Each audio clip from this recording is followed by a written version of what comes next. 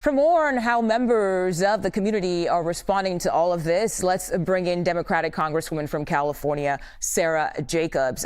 She recently got a chance to speak to community members and dine at a restaurant that is dealing with the fallout from those ICE raids. Congresswoman Jacobs, thank you so much for joining us today. We really appreciate your time. What are community members telling you about what's taking place in their community? Yeah, so I'm really proud to represent San Diego, a border community, a large immigrant community, and we know better than most how important our immigrants are to the fabric of our society and to our economy. And we had a raid at a local Italian restaurant, Buona Forchetta, during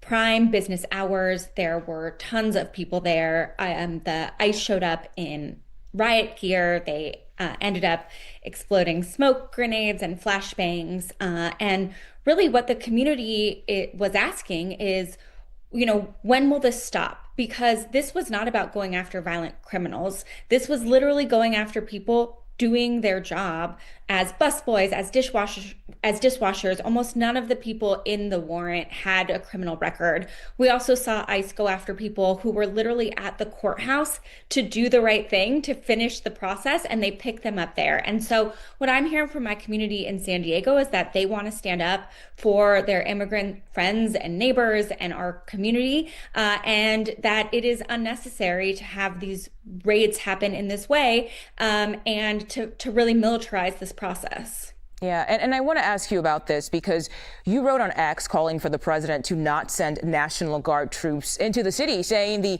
deployment is an unnecessary escalation. So I guess the question here is, do you support Governor Gavin Newsom's decision to shoot the Trump administration?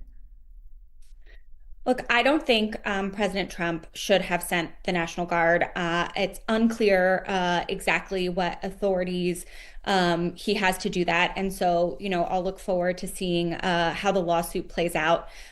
We have in the House Armed Services Committee that I'm a member of, Secretary Hegseth in front of the committee this week, and I'll be asking him questions about the deployment of the National Guard, about, other posts on X and other things we've seen about the potential use of the Marines and others, because I do think that this is a really dangerous escalation and is not actually making our community any safer. So what would be your message to the Trump administration? Because as we're speaking, they are still weighing potentially sending more troops to LA. Look, neither the mayor nor the governor believe that they need additional support. They believe that local law enforcement and California state law enforcement have what they need. I would also tell them that this is a real dangerous escalation in general, because this is the first time in, I think, like 60 years that the federal government has federalized the National Guard against the consent of the governor. And we see them. We see that the Trump administration is trying to use this to provoke violence, to sow chaos, so that they can have an impetus to invoke martial law. And we as Californians are not going to stand for that. Okay, Congresswoman Sara Jacobs, thank you so much for joining us on 24/7 today. We appreciate your time.